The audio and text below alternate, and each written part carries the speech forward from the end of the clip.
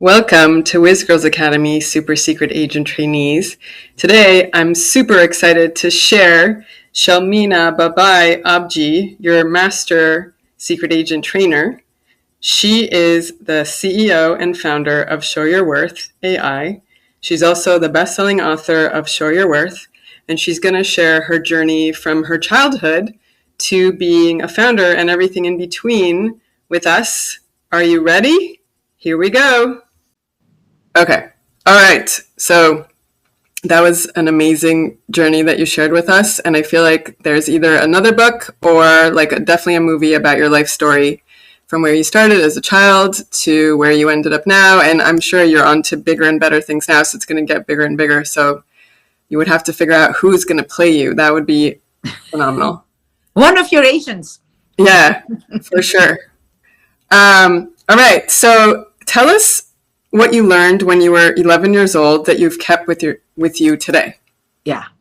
So a very important lesson. When I initially was going to school, I was living with my maternal grandmother because the town in which my parents lived, because of my father's job, didn't have kindergarten or nursery. It was a very small village. I shouldn't even call it a town. And so my maternal grandmother loved me to a fault. When I'd come home and I'd be doing my studying late at night, she'd say, go to sleep. You have to wake up tomorrow. And so I was just this spoiled child that went to school basically to play. And in third grade, my parents moved back to Mwanza, where I went to school.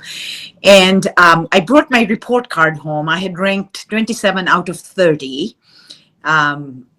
And I just kind of thrusted it in my mom's hands. My mom used to cook to supplement my father's income. And she would cook food that we would sell on the streets to make some money. And she worked really, really hard. She had fourth grade education. My dad had sixth grade education.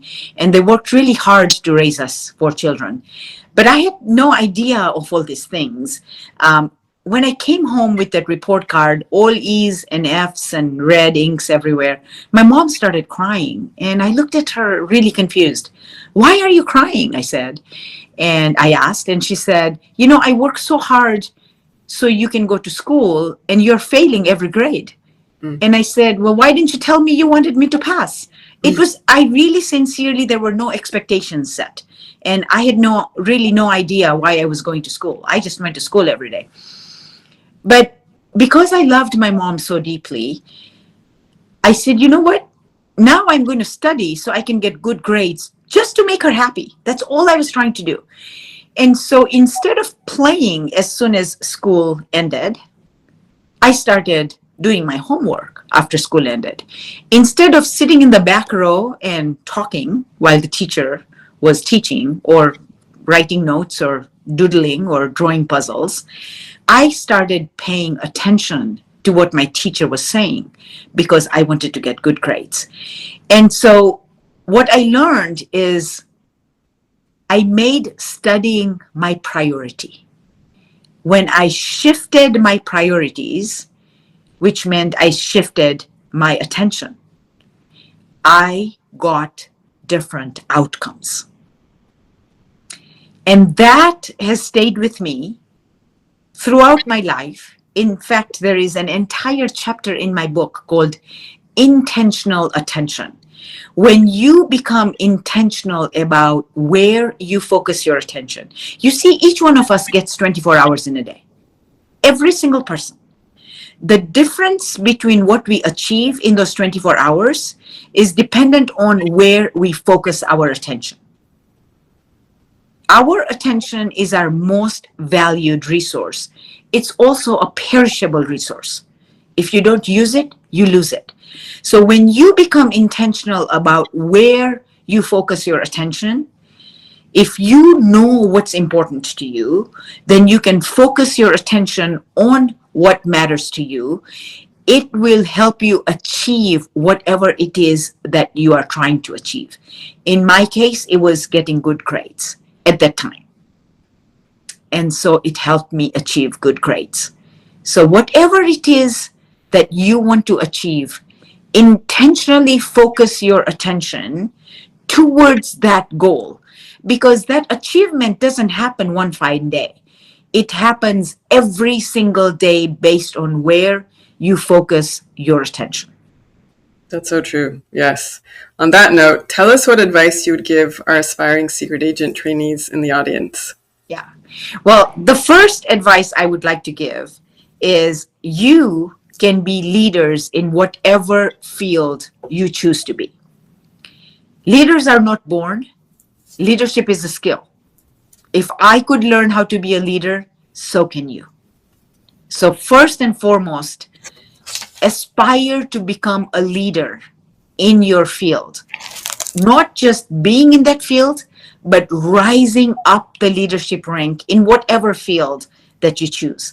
Second, where you start does not determine where you will end.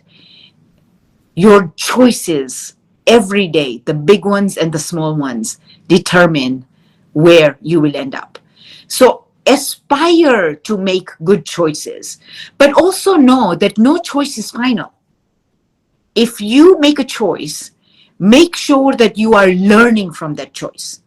Make sure you learn what is working as well as what is not working, because the choices themselves and the experiences themselves will not matter over time.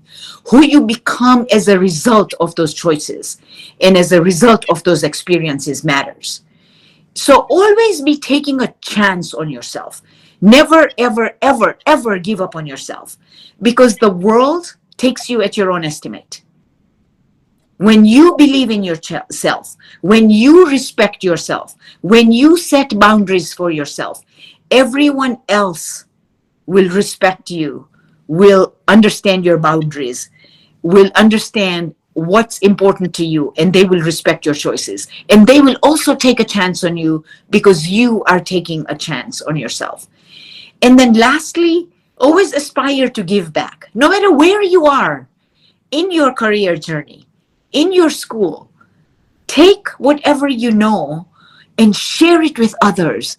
So in the process of you becoming successful, help others also become successful.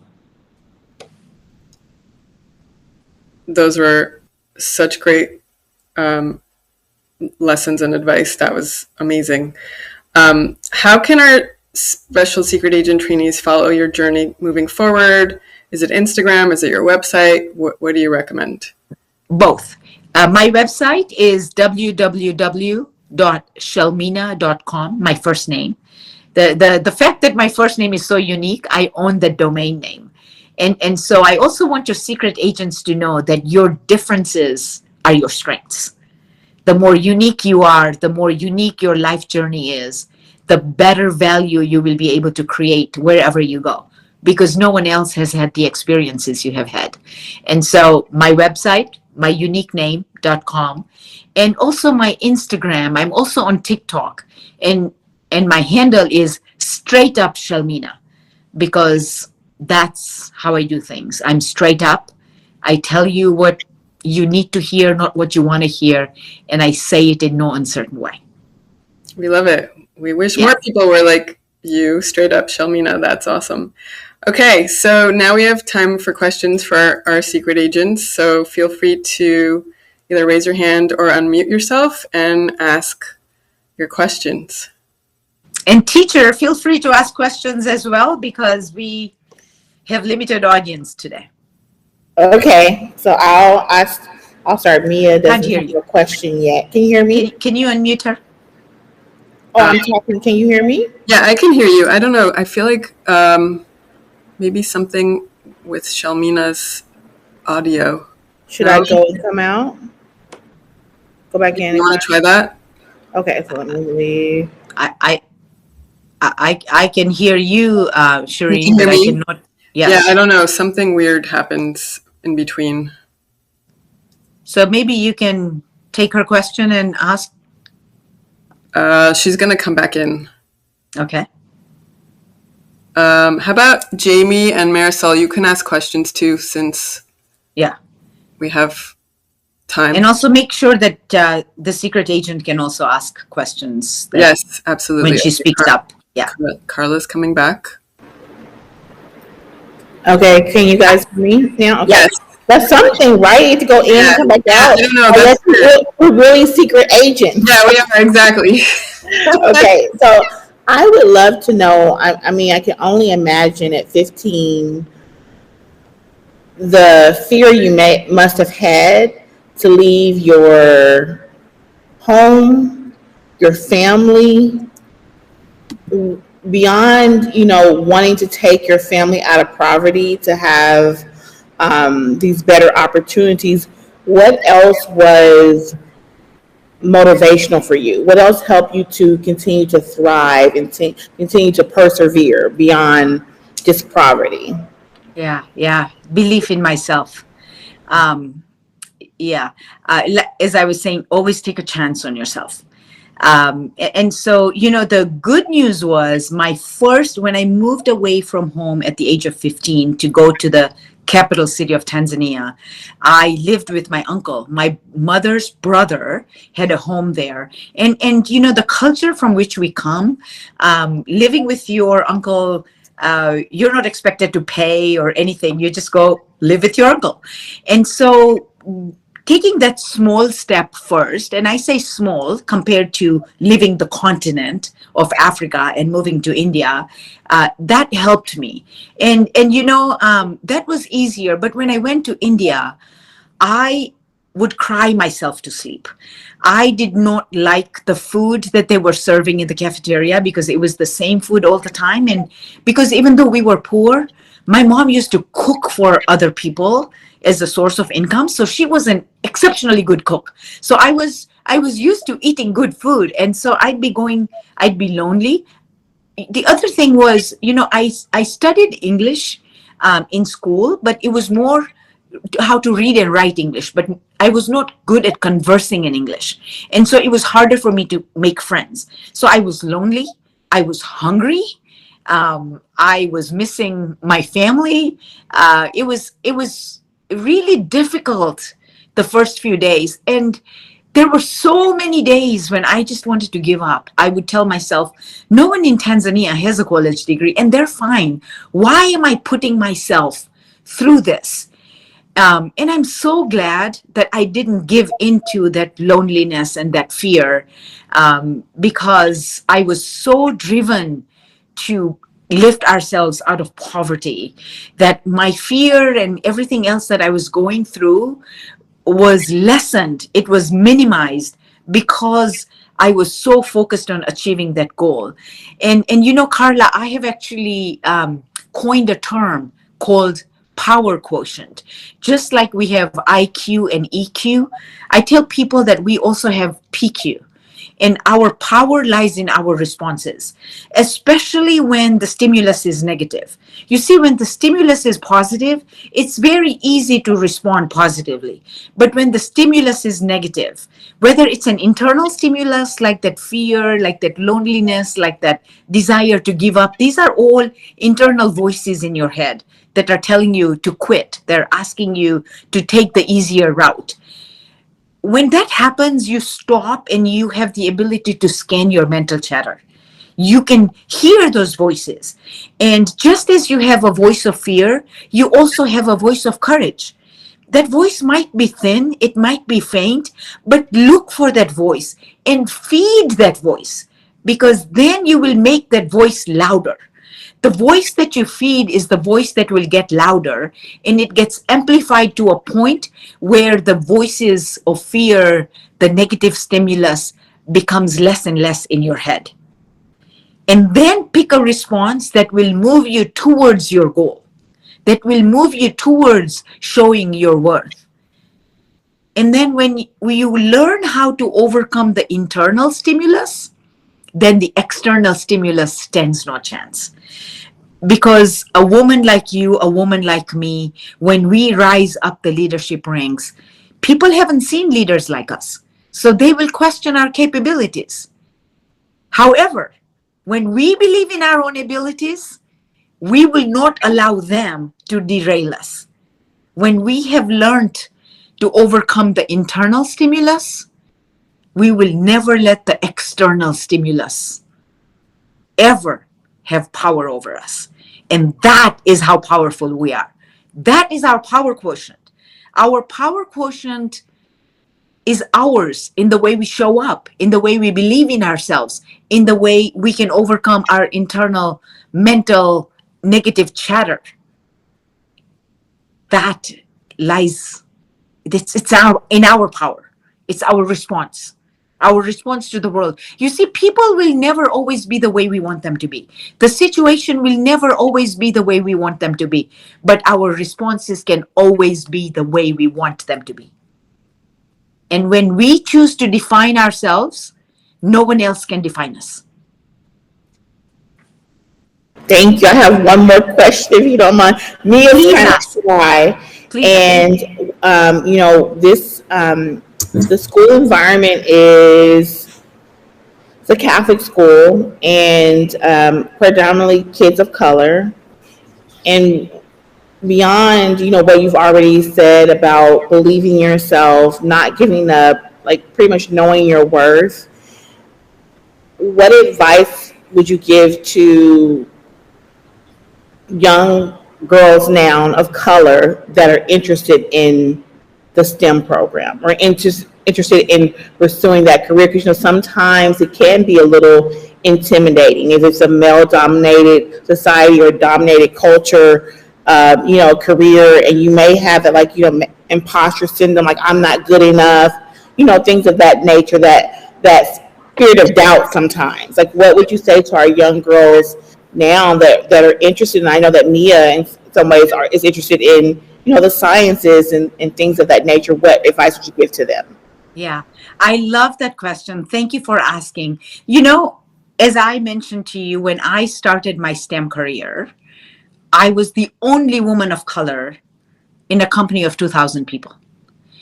And I want the young girls to know that their difference is their superpower.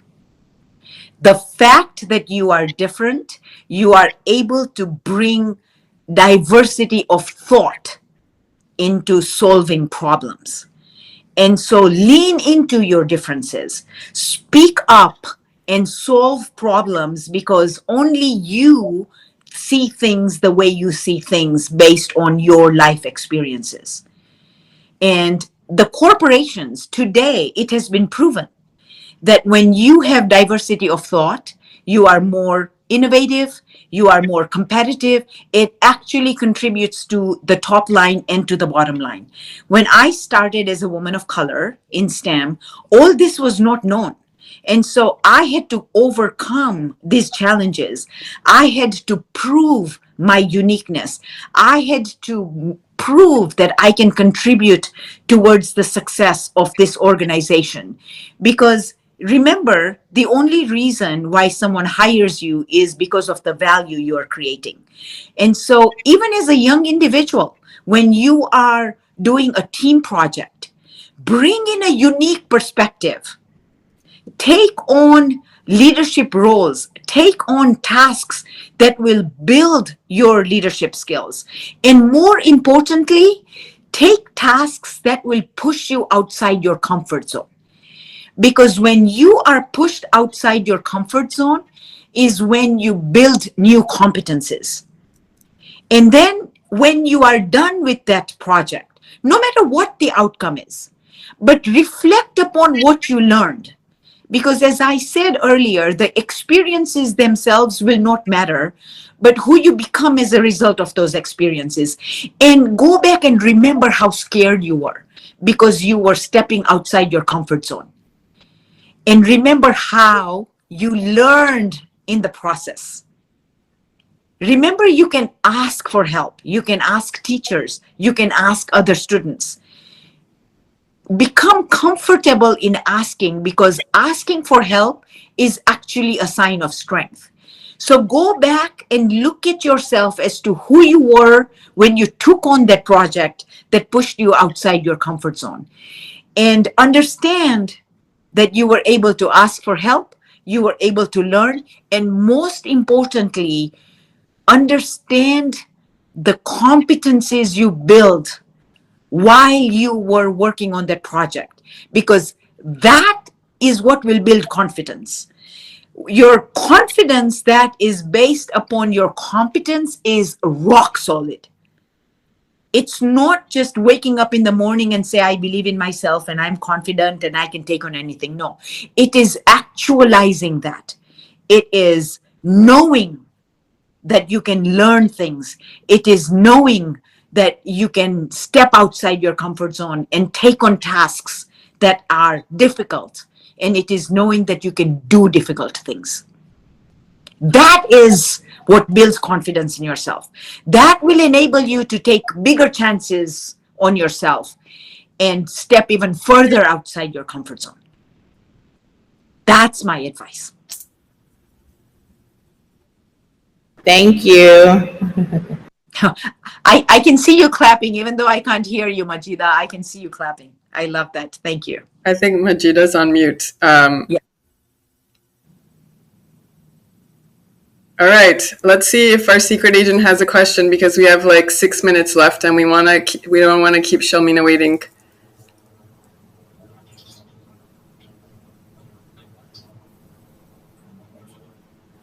You can ask anything, so don't be shy. And even, like I said, Marisol and Jamie, you can ask questions as well. Can you hear me? Yes, I can. Hear you. Okay, I actually do have a question. So I really appreciate everything you said, and it just so happens I'd like to build on Carla's question, because I currently am studying STEM. I'm a materials engineer major at Brown, and I find that I hear everything you're saying. I appreciate everything, but I'd like your perspective based on my internal monologue can be incredibly negative. And I think that the new landscape I'm currently living in, just based on social media, I find that I compare myself a lot to what other people are doing. What could you tell me to help me with that? Because I could work on myself. I journal a lot and I say, like, this is what you're thinking. Why don't we fix that? But then I just find myself always circling back to that negative thinking or that comparison because of social media. Yeah. You know, today it's social media. Marisol, when I started, I was comparing myself to the 2,000 engineers that were around me. And it's so easy because in social media, you're looking at people whose lives are better. I don't know what you're looking at. I would ask you to not look at anything that takes energy away from you.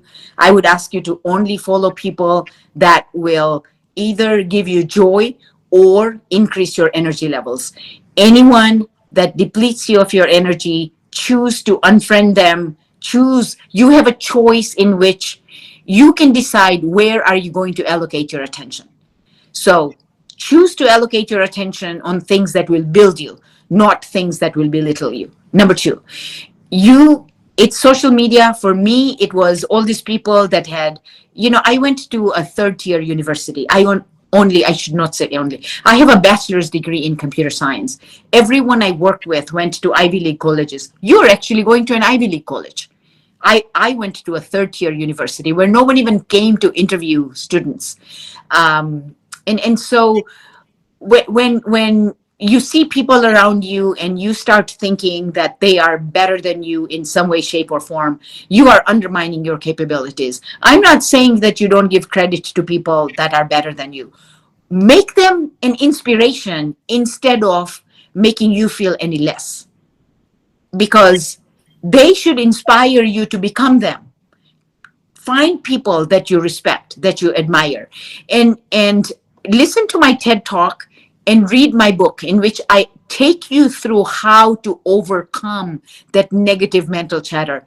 Because Marisol, it's not just you who is wired to belittling yourself. We as women, and especially women of color, we are wired to belittle ourselves, to think less of ourselves. And we must rewire ourselves. We must understand how to not give into that negative mental chatter. Remember, this is your chatter. You have complete control over it. You can scan that chatter and say, I hear you, fear, but I'm not going to let you drive me. I am going to be brave. I am going to let my courage drive me. And always remember, courage is not the absence of fear. Fear finds me even today. Courage is doing what you must do in spite of being fearful. So in the limited time we have, I ask you to read my book. I ask you to listen to my TEDx talk. Google me and you'll find my talks everywhere. Follow me on LinkedIn. I talk about how to face your fear all the time because so many of us women are fearful and we shouldn't be. We should trust ourselves. We should build faith in ourselves. And the way you build trust and confidence and faith is the way I described earlier when I was talking to Carla, by stepping outside your comfort zone. Okay, we have like 1 minute. So last quick question. So she says, do you think you would be where you are today if you had not started where you started? Oh, I have no idea. Because, as I was saying earlier, where you start doesn't matter. The choices that you make along the way matters. And I started where I started. I could not change that. So I don't know. If I started somewhere else, where would I be? I have no idea. But I am so glad I started where I started. Every challenge, every opportunity was preparing me to write this book and to actually be able to share with people how to show your worth. So all those challenges actually became my opportunities. And with a shift in perspective, your challenge will become your opportunity too.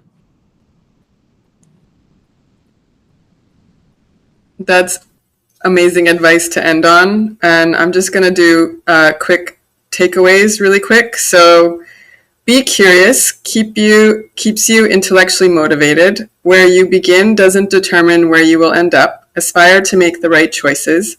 There's no such thing as a bad decision. Learn from each one. Don't underestimate your worth. Be confident and create unique value. Speak up. Let your ideas be heard. You can make a difference and be the change you want to see. Be intentional with your priorities and aspire to be a leader. Thank you so much, Shelmina. We are so grateful for you and your time and everything that you've shared, and you've really changed our lives, and we're super excited to have you on the podcast because I'm sure you're going to change everyone's life on the podcast as well. And we can't wait to see a movie coming for you soon. Thank you everyone for your time today. I really appreciate and honor it.